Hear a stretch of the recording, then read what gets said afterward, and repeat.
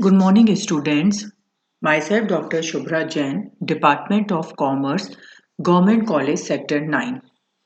Today, we are going to discuss the topic on of material cost accounting. जैसा कि आपको screen पे दिखाई दे रहा है, मेरा फोकस इस लेक्चर में methods of pricing material issues पे रहने वाला है, ठीक है। बट हम material issue pricing methods read करें उससे पहले मैं आपको मटेरियल कॉस्ट अकाउंटिंग से रिलेटेड कुछ पॉइंट्स एकदम ब्रीफ में बताने वाली हूं इस लेक्चर में। ओके, सी, ये जो मटेरियल कॉस्ट अकाउंटिंग है, ये वाला चैप्टर थर्ड, इसको इन्होंने 2 पार्ट्स में बता रखा है आपकी बुक्स में। फर्स्ट इसमें मटेरियल परचेज डिस्कस किया गया है और देन इसमें इशू प्राइसिंग डिस्कस किया गया है। सबसे पहले मैं आपको परचेज ऑफ मटेरियल बता रही हूँ। सबसे पहले आपको बच्चों ये ध्यान रखना है कि जैसे मैंने आपको जब यूनिट कॉस्टिंग चैप्टर पढ़ाया था, आउटपुट कॉस्टिंग पढ़ाया था और कॉस्ट शीट बनवाई थी, तो उसमें मैंने आपको ये बताया था कि हमारे प्राइम कॉस्ट के आइटम्स यानी कि जो हमारे डायरेक्ट कॉस्ट के आइटम्स होते हैं, direct material, direct labour and direct expenses, इनका टोटल कॉस्ट में प्रपोर्शन सबसे ज्यादा होता है। ओके, यहां हम किस कंपोनेंट की बात कर रहे हैं? डायरेक्ट मटेरियल कंपोनेंट की बात कर रहे हैं। ऑब्वियसली ही डायरेक्ट मटेरियल में उसकी परचेजिंग उतनी ही इंपॉर्टेंट है जितना उसका इशू इंपॉर्टेंट है प्रोसेस में, ठीक है। परचेज ऑफ मटेरियल में हमें क्या देखना होता है कि भाई परचेज साइकिल किस तरीके से होती है, यानी कि ये कैसे डिसाइड किया जाता है कि कौन सा रॉ मटेरियल परचेज करना है। एज पर द रिक्वायरमेंट जो परचेज साइकिल होती है वो किस तरीके से चलती है? सबसे पहले इनिशिएटिंग द परचेज, जो भी पर्सन या जो भी डिपार्टमेंट परचेज ऑफ मटेरियल के लिए डिसाइड किया गया है, वो सबसे पहले, चाहे वो स्टोर कीपर हो या प्रोडक्शन डिपार्टमेंट हो, ठीक है ना, वो सबसे पहले क्या करते हैं, ये पता करते हैं, प्लानिंग करते हैं कि भाई हमें किस रॉ मटेरियल का कितना क्वांटिटी चाहिए। देन परचेज रेक्यूजेशन, उसके बाद जो परचेज डिपार्टमेंट है वो एक परचेज रेक्यूजेशन स्लिप बनाने के काम को करता है। देन जब ये परचेज रेक्यूजेशन स्लिप कह लो या बिल ऑफ मटेरियल्स कह लो, ये बनाई जाती है एक प्रॉपर फॉर्मेट में, ठीक है। ये फॉर्मेट्स आपको गो थ्रू होने के ऐसा इतनी जरूरत नहीं है क्योंकि इस तरीके के कोई क्वेश्चन या फॉर्मेट बनाने को एग्जाम में नहीं आता। जब परचेज रेक्यूजेशन स्लिप बनाई जा रही है तो उसमें जो मेन आइटम्स ध्यान रखने हैं वो इस तरीके से ध्यान रखे जाते हैं कि आपको कौन सा आइटम चाहिए, उसका क्या कोडिंग है। यूजुअली जो मटेरियल्स होते हैं उनको कोड दे दिए जाते हैं, कोड न्यूमेरिकली या अल्फाबेटिकली या न्यूमेरिकल प्लस अल्फाबेटिकली दोनों हो सकते हैं, ठीक है। After then selection of supplier, जब ये डिसाइड कर लिया जाता है कि कितना रॉ मटेरियल चाहिए, किस क्वांटिटी में चाहिए, तो फिर ये डिसाइड नेक्स्ट स्टेप क्या होगा कि सप्लायर कौन रहेगा, कि किस से आपको मटेरियल परचेज करना है। देन परचेज ऑर्डर, जब सप्लायर डिसाइड हो जाएगा तो उसको परचेज ऑर्डर यानी कि फाइनली आप उसको क्या करोगे, ऑर्डर दे दोगे। After that receipt of material, जब मटेरियल रिसीव्ड होगा तो किस डिपार्टमेंट की काम शुरू हो जाएगा, रिसीविंग डिपार्टमेंट का काम शुरू हो जाएगा। वो मटेरियल को रिसीव्ड करेगा विथ उसके जो भी इनवॉइस है, ओके। देन इंस्पेक्शन, उसके बाद जो इंस्पेक्शन डिपार्टमेंट है जो कि एक स्पेसिफिक या स्पेशलाइजेशन डिपार्टमेंट्स होते हैं, वो जो मटेरियल रिसीव्ड किया गया है उनकी प्रॉपर चेकिंग करेगा। अगर सब अप टू द मार्क होता है तो फिर क्या हो जाएगा, इनवॉइस को रिकॉर्ड कर लिया जाएगा बुक्स में और बिल ऑफ पेमेंट का काम किया जाएगा, ठीक है। ये एक थ्योरेटिकल कॉन्सेप्ट है कि भाई किस तरीके से मटेरियल की रेक्यूजेशन पता की जाती है और उसको रिसीव्ड किया जाता है, तो परचेज साइकिल क्या होती है, ठीक है। इसके बाद जैसा मैंने अभी आपको बताया, आपकी बुक में नेक्स्ट टॉपिक ये दे रखा है classification and codification of material. तो सी, ये हम पहले ओवरहेड्स वालों में भी पढ़ चुके हैं कि जितने भी मेन कंपोनेंट्स होते हैं, या जैसे मटेरियल के केस में कहें तो बिकॉज एक कंपनी में ये जरूरी नहीं है एक प्रोडक्शन डिपार्टमेंट में एक ही रॉ मटेरियल पे काम किया जाए। मटेरियल्स अलग अलग टाइप के भी हो सकते हैं, उनमें भी बहुत ज्यादा वेरिएशंस हो सकते हैं, ठीक है। सो यूजुअली इनको कोड्स दे दिए जाते हैं, ठीक है, और वो कोड्स न्यूमेरिकल हो सकते हैं like 1 2 3 4 and so on, alphabetically ABCD, and numeric alpha भी हो सकते हैं लाइक 1A 1 2 1B, इस तरीके से। ओके, नाउ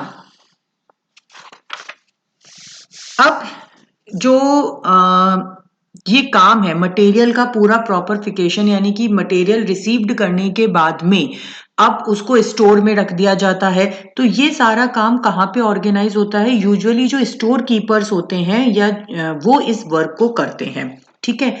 इसके अलावा जो स्टोर कीपर्स होते हैं वो एक प्रॉपर स्टोर कार्ड्स बनाते हैं, जिसके अंदर वो हर मटेरियल की प्रॉपर रिकॉर्डिंग करते हैं कि मटेरियल का कोड क्या है, नेम ऑफ मटेरियल, लोकेशन कहाँ पड़ा है, इसके minimum maximum stock levels which will discuss earlier later on. Okay, इसको हम बिन कार्ड भी कहते हैं। आपको ये ध्यान रखना है कि 4 मार्क्स के हिसाब से आपके बिन कार्ड वाला एक टॉपिक इंपॉर्टेंट है। ओके, और जो भी आपके मटेरियल्स की रिकॉर्डिंग होती है वो एक बेसिकली हर मटेरियल के लिए एक इंपॉर्टेंट बिन कार्ड बना दिया जाता है, ठीक है। Now we will go on the topic that is issue of material, ठीक है। सी, मटेरियल परचेज करने के बाद में जो मैन्युफैक्चर है वो उसको स्टोर में रख देगा। स्टोर से मटेरियल को प्रोसेस पर, जहां से मटेरियल से फिनिश गुड्स बन रहा है, वहां पर इशू किया जाता है, ठीक है। सो मटेरियल कॉस्ट अकाउंटिंग में बेसिकली दोनों ही पॉइंट्स इंपॉर्टेंट है। परचेज ऑफ मटेरियल भी इंपॉर्टेंट है क्योंकि वो आपके प्रोडक्ट की मेन कॉस्ट होती है, ठीक है। एंड इशू ऑफ मटेरियल का मतलब ये होता है कि परचेज डिपार्टमेंट ने अब मटेरियल परचेज कर लिया और उसको हैंड ओवर कर दिया स्टोर डिपार्टमेंट को। अब स्टोर डिपार्टमेंट से वो मटेरियल उन प्रोसेस को सेंड किया जाएगा जहां से उनकी रिक्वायरमेंट आई है कि हमें अपने प्रोसेस में इतने रॉ मटेरियल की जरूरत है। ये होता है हमारा इशू ऑफ मटेरियल। सो यहां आपको स्टूडेंट्स इस चीज पर ध्यान रखना है कि हमारे पास में we have a different type of pricing methods for issue of material.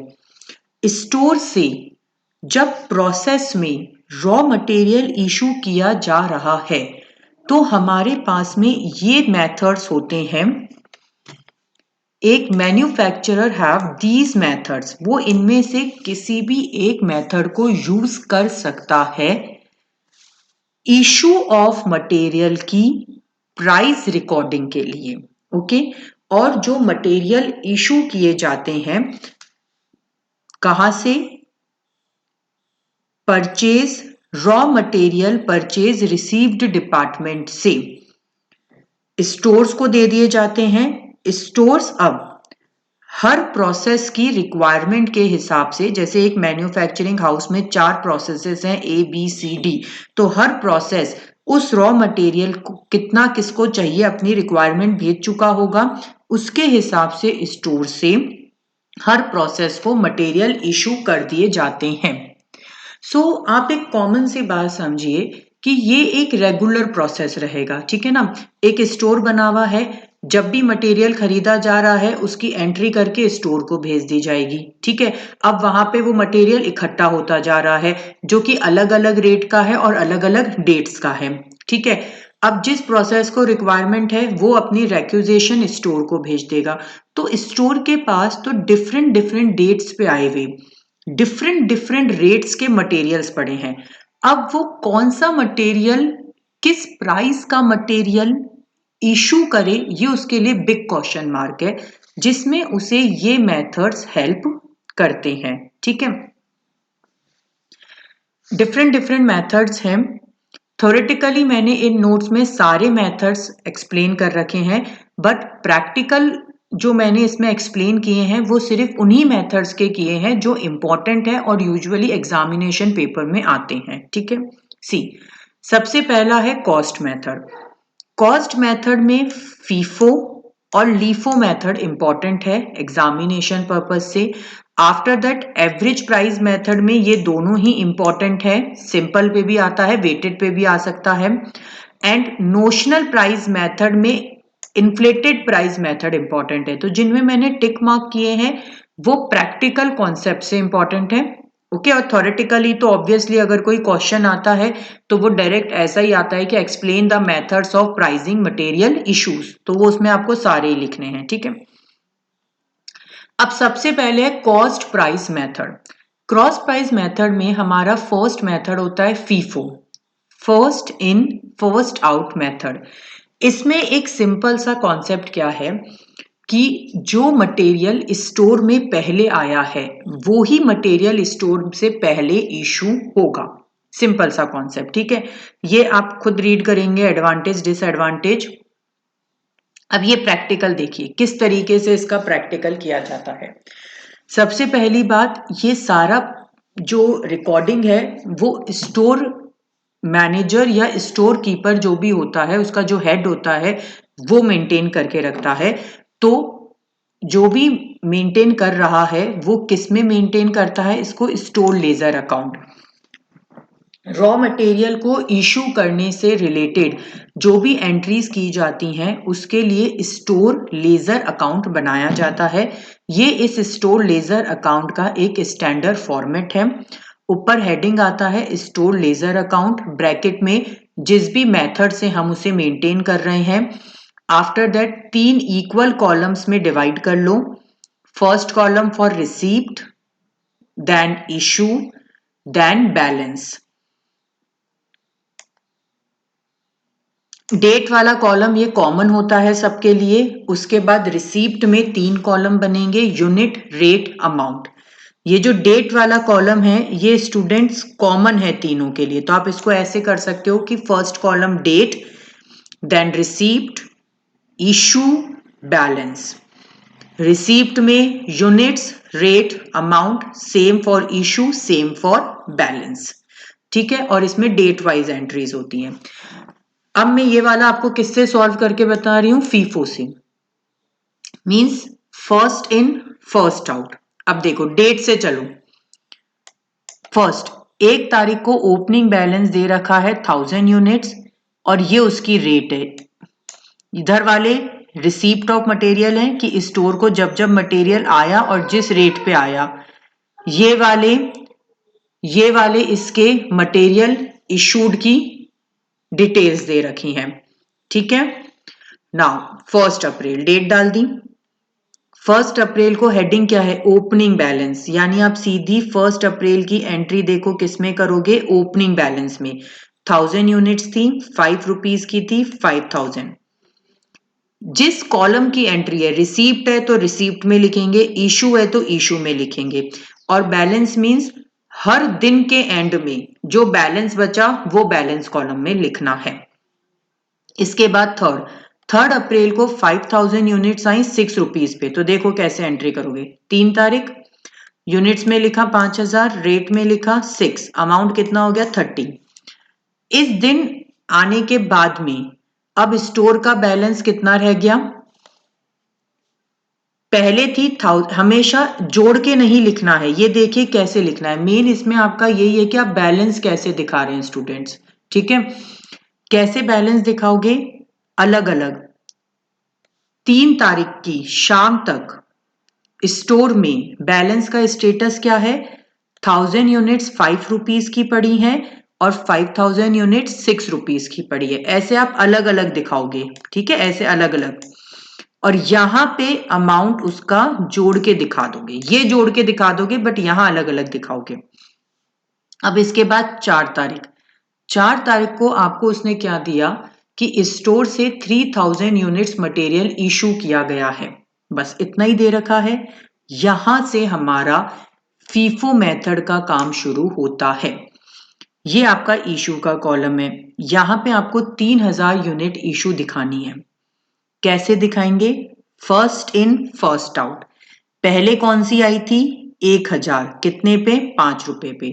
तो 1000 यूनिट्स तो गई होंगी 5 वाली, 3 में से एक ये गई, बाकी कौन सी गई होंगी? 6 रुपीज वाली। तो 1000 यूनिट्स गई 5 रुपए पे और 2000 यूनिट्स गई 6 रुपए पे और टोटल करके 17,000। तो आफ्टर दिस इशू अब स्टेटस क्या रह गया? ये 1000 यूनिट्स जो थी 5 रुपए वाली वो तो पूरी खत्म हो गई। 5 में से 2 गई थी तो कितनी बची? 3। 3000 यूनिट्स बची 6 रुपीज वाली 18,000। ठीक है, ऐसे करना है। अब वापस बताती हूं, देखो 4 तारीख के बाद 6 तारीख को उसने 2000 इशू की हैं, 6 डायरेक्ट इशू के कॉलम में।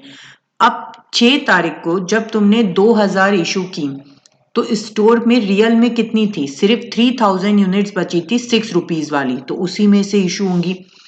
2000 यूनिट्स 6 रुपीज वाली इशू हो गई, मल्टीप्लाई करके यहां लिख दिया। तो 6 के एंड में बैलेंस क्या बचा? 3 में से 2 इशू हो गई, 1000 यूनिट 6 रुपए वाली। ठीक है, अब यहां देखो 6 के बाद में, सॉरी 6 अप्रैल के बाद में 12 अप्रैल को उसने रिसीव्ड किया है। बट इससे पहले आपको ये लास्ट में एक लाइन दे रखी है, the weekly stock taking on 7 April showed shortage of 150 units. आपको ये ध्यान रखना है स्टूडेंट्स कि चूंकि मटेरियल है, रॉ मटेरियल की बात हो रही है, तो कई बार मटेरियल पड़े पड़े कुछ खराब भी हो जाता है, तो उसको हम यहाँ पे शॉर्टेज कहते हैं। ठीक है, तो शॉर्टेज ऑफ मटेरियल 7 तारीख को हुआ है।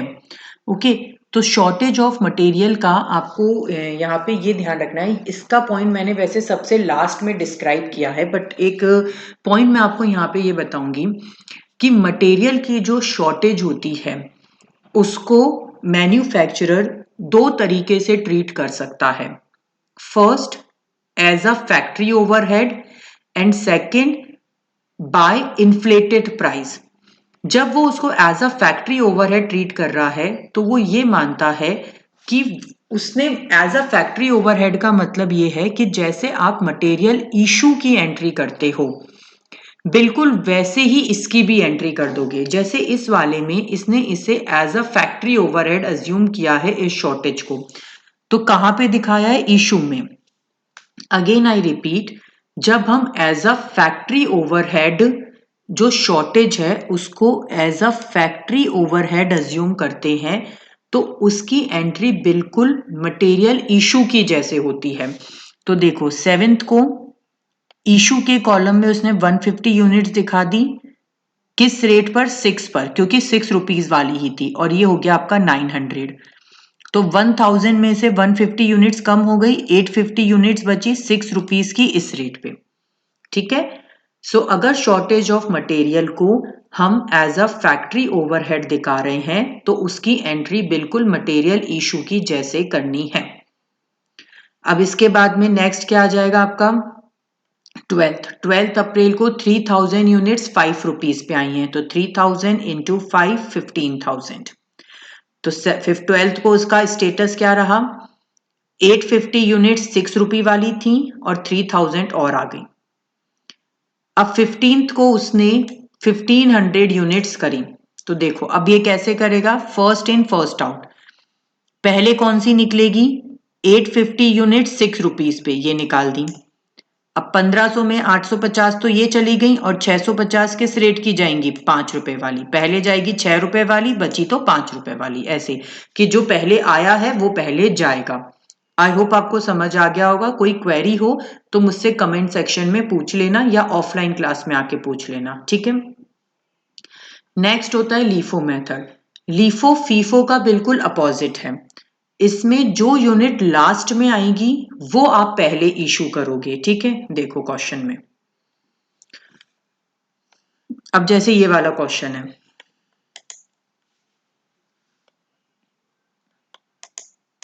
आई होप विजिबल है ढंग से। ठीक है, देखो आपको इस क्वेश्चन में स्टोर लेजर लीफो से बनाना है।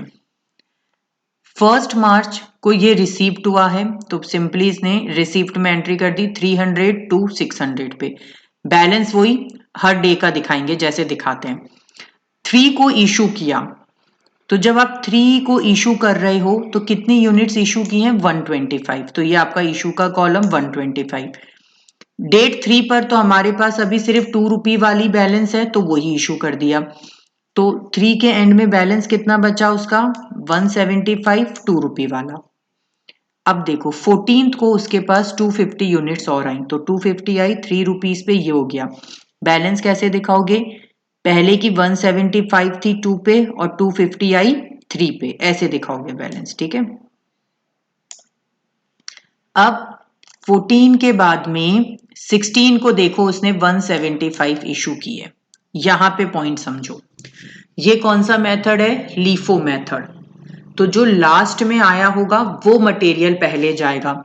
तो 16th को 175 यूनिट्स किस रेट वाली जाएंगी? 3 की या 2 की?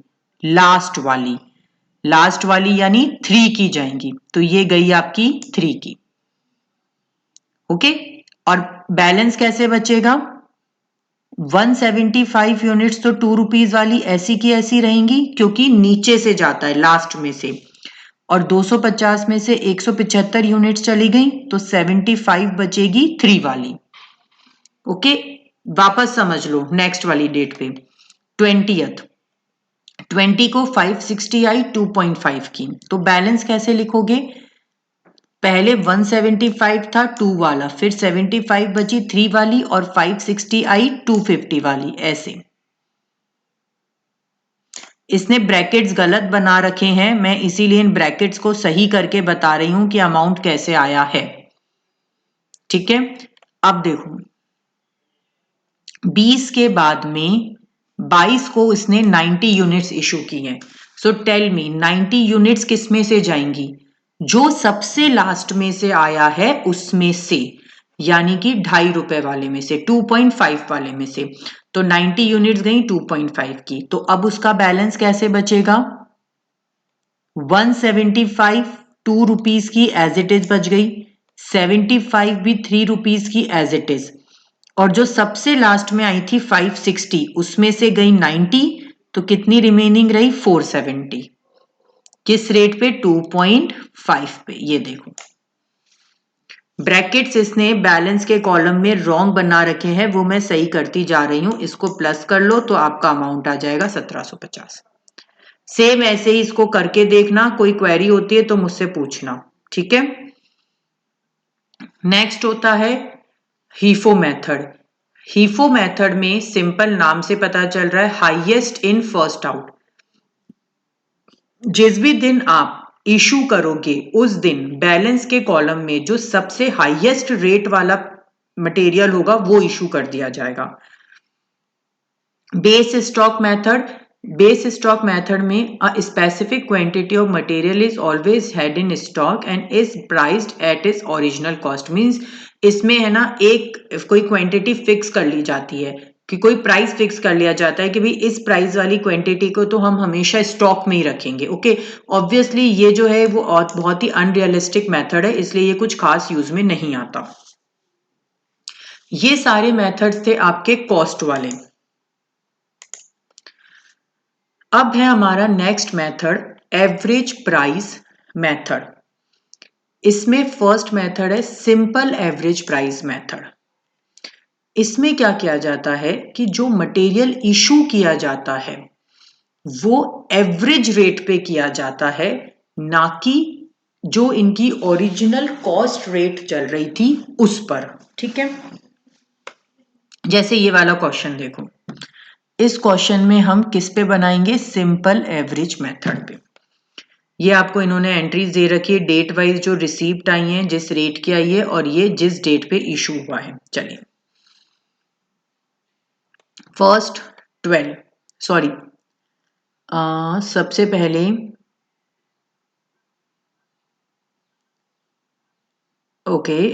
सबसे पहले आपको इसमें बैलेंस देखना है, वो ये रहा। फर्स्ट मे को 1100 यूनिट्स का बैलेंस है 60 रुपीज का। तो डेट 1 आ गई, कॉलम वही सेम बनेंगे, सीधा बैलेंस के कॉलम में आ गया 1100।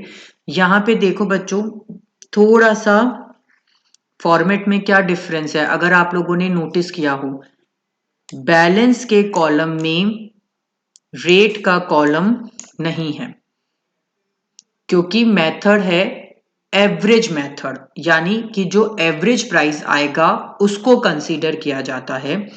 तो आपको ये ध्यान रखना है कि सिंपल एवरेज प्राइस मेथड में बैलेंस के कॉलम में रेट का कॉलम नहीं बनता है, क्योंकि उसकी रिक्वायरमेंट नहीं होती है। ओके, अब देखो करोगे कैसे। 1 तारीख को जब आप बैलेंस दिखा रहे हो, क्योंकि 1 का बैलेंस दे रखा है आपको, तो इन रिसीप्ट और इशू में तो कोई एंट्री नहीं आएगी, बैलेंस में सीधा दिखाओगी 1100 यूनिट्स, 60 से मल्टीप्लाई करके सीधा प्राइस लिख देंगे, रेट नहीं लिखनी है, ठीक है। अब फर्स्ट के बाद में रिसीप्ट की पहली एंट्री तो 12 तारीख को है और ये डेट वाइज बनता है, तो अभी इशू पे फोकस करो। 3 तारीख को इसने 140 यूनिट्स इशू की, 3 140, ऑब्वियस सी बात है, अभी तो अपने पास एक ही रेट का अमाउंट था 60, तो उसी का इशू होगा, ठीक है।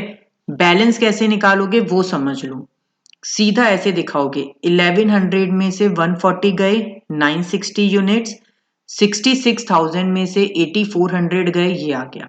रेट अलग से मत दिखाना बैलेंस में, ये समझ में आ गया 60 रुपीज कहां से आया। 3 तारीख को उसके पास में एक ही रेट का मटेरियल था 60 रुपए वाला जो बैलेंस पड़ा है, तो बस वही इशू करेगा। तो आई होप 8 तक का आप लोग खुद कर लोगे। अब 12 से देखो कैसे हुआ।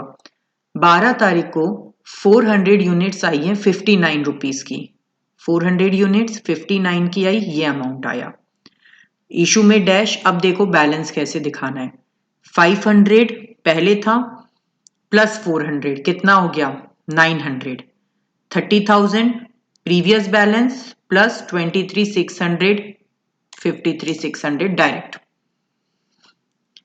अब 14 को उसने refund of surplus from a work order 30 units of ₹58 per unit, वो आपको बता रहा है कि उसने रिफंड किया है, ठीक है। Refund of surplus, sorry, refund of surplus from a work order, यानी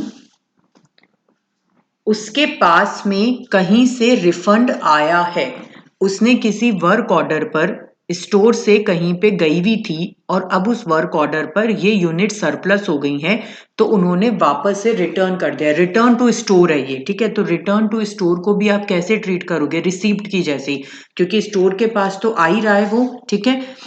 तो 30 यूनिट्स वापस आई तो एक तरीके से रिसीप्ट ही हो गया, जिस रेट की आई मल्टीप्लाई करके लिख दिया। अब यहां कैसे लिखोगे बैलेंस में, 900 का बैलेंस पहले था, 30 प्लस करके, ऐसे प्लस करके लिखना है यहाँ पे सिंपल सा, ठीक है।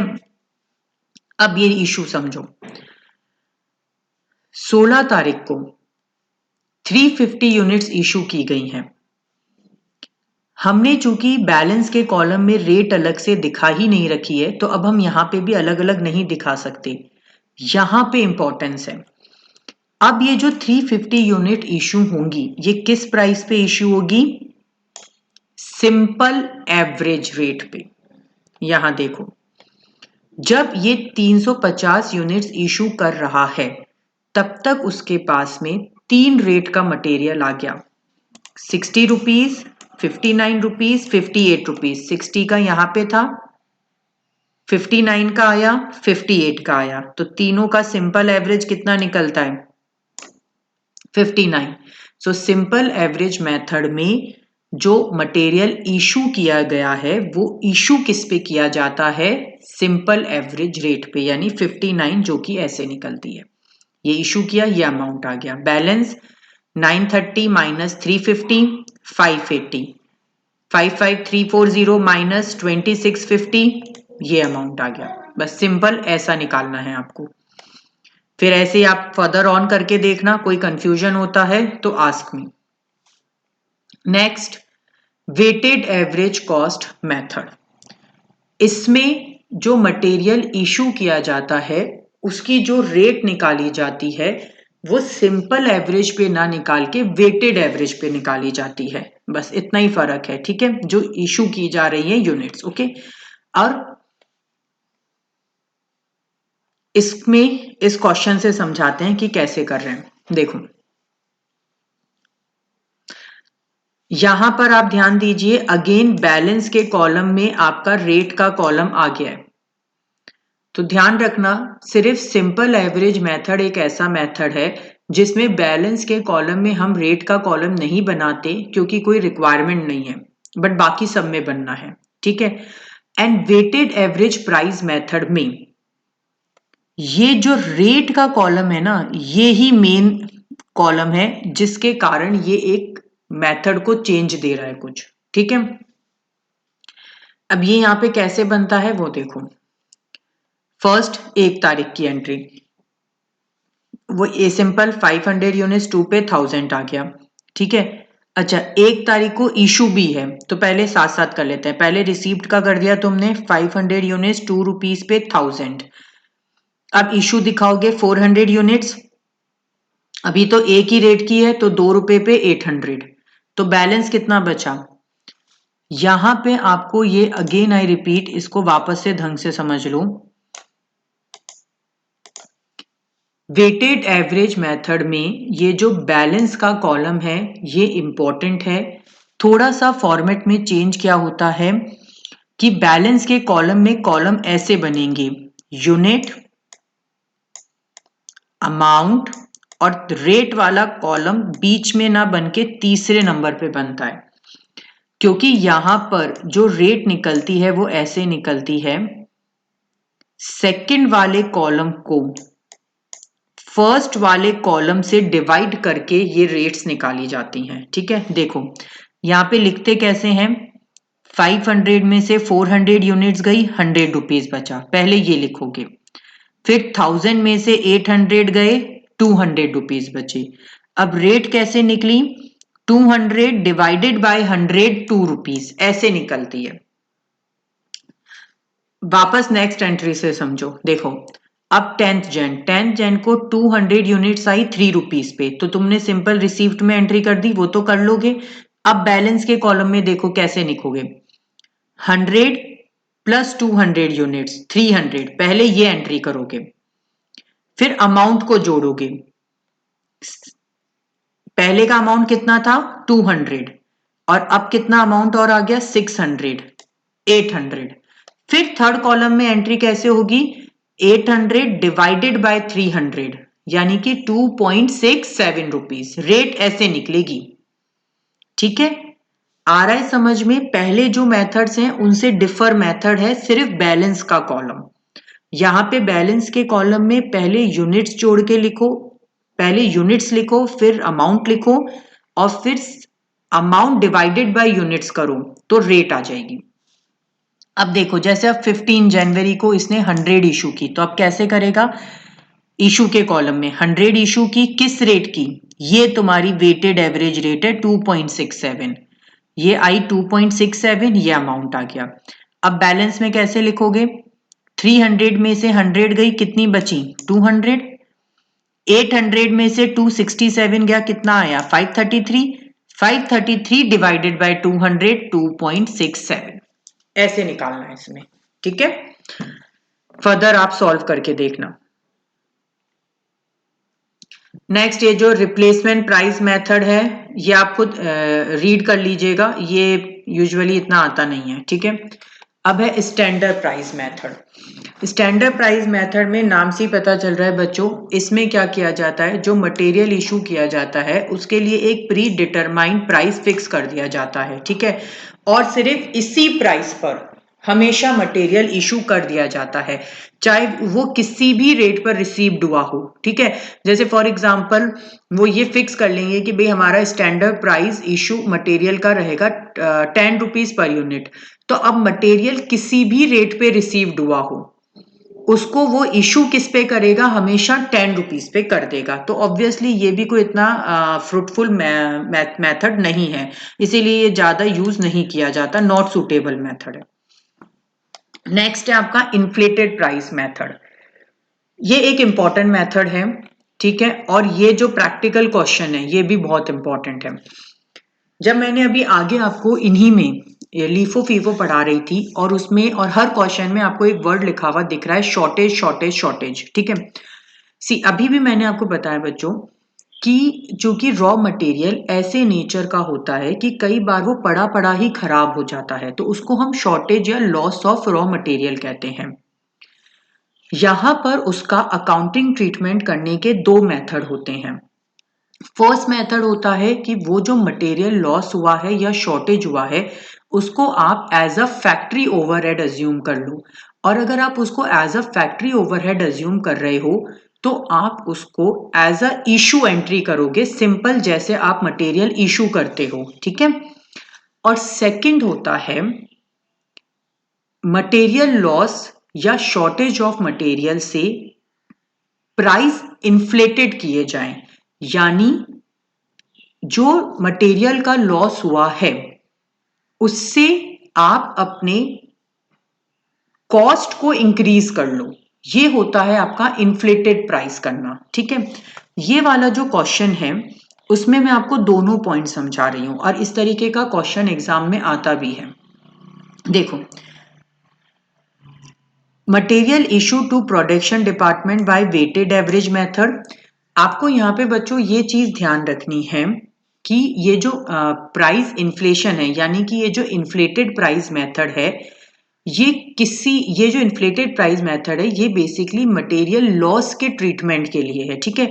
तो ये मेथड का क्वेश्चन किसी भी और मटेरियल इशू के मेथड के साथ कंबाइन हो सकता है। जैसे अभी यहाँ पे लिखा हुआ आया है कि आपको जो यूनिट्स हैं उसको इन्फ्लेटेड करके करना है, ठीक है। लेकिन आपको क्वेश्चन किससे सॉल्व करना है, वेटेड एवरेज से। तो वेटेड, लीफो, फीफो, सिंपल कुछ भी आ सकता है लिखा हुआ।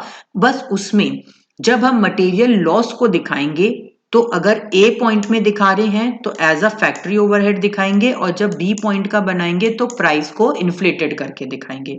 बाकी क्वेश्चन किससे सॉल्व करोगे, पूरा वेटेड एवरेज मेथड से। अब जैसे ये वाला देखो, अब वेटेड एवरेज मैं पूरा नहीं कराऊंगी, मेन पॉइंट समझा रही हूं जो, ठीक है। हमारा इसमें शॉर्टेज वाली एंट्री दे रखी है आपको 18 तारीख को, ठीक है। तो पहले 15 की एंट्री देखो। 15 को स्टेटस क्या था, रिसीव्ड करने के बाद में बैलेंस क्या रहा उसका, 125 यूनिट्स इस रेट की, ठीक है। अब देखो अब उसके बाद में ए पॉइंट, अभी हम इसको ए से सॉल्व कर रहे हैं। ए में जो शॉर्टेज है उसको as a factory overhead treat करना है।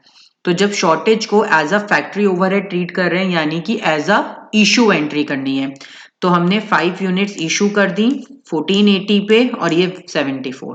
तो 125 में से 5 गया 120, 1850 में से 1850 में से 74 गया 1776 और ये आपकी वही 14.80 आ गई, ठीक है।